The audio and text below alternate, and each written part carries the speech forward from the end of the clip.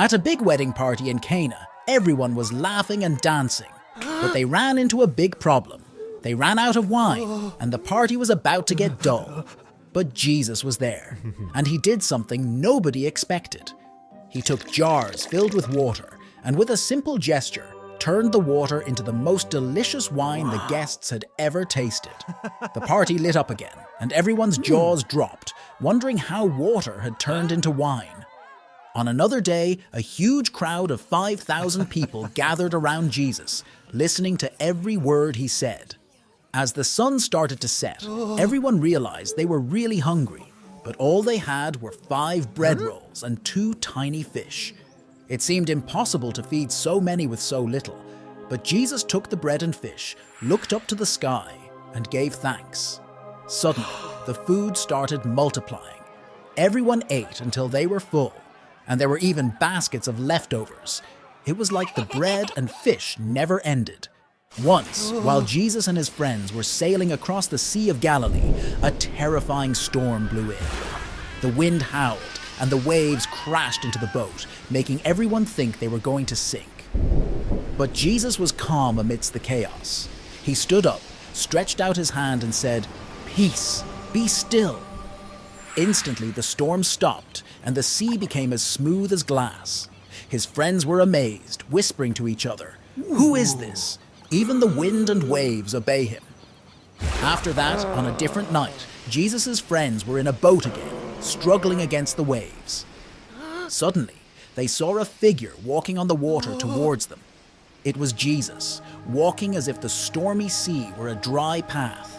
His friends were scared at first, thinking it was a ghost, but Jesus called out to them, telling them not to be afraid. Walking on water, he showed them there was nothing to fear when he was with them. In Jerusalem, there was a man who had been blind from birth.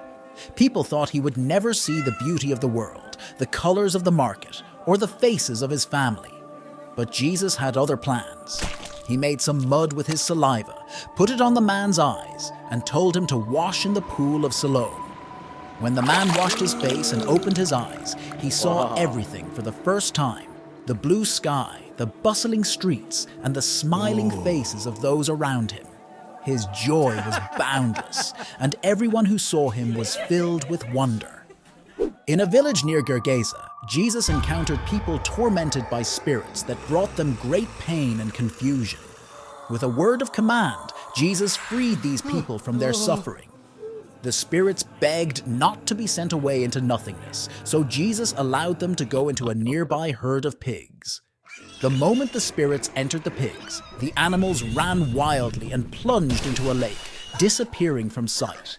The people watched in amazement as peace returned to their village, and the tormented were now calm and free. On his journey, Jesus and his disciples came across a fig tree that bore no fruit. It was a symbol of promise that showed no results. Jesus spoke to the tree, saying it would never bear fruit again.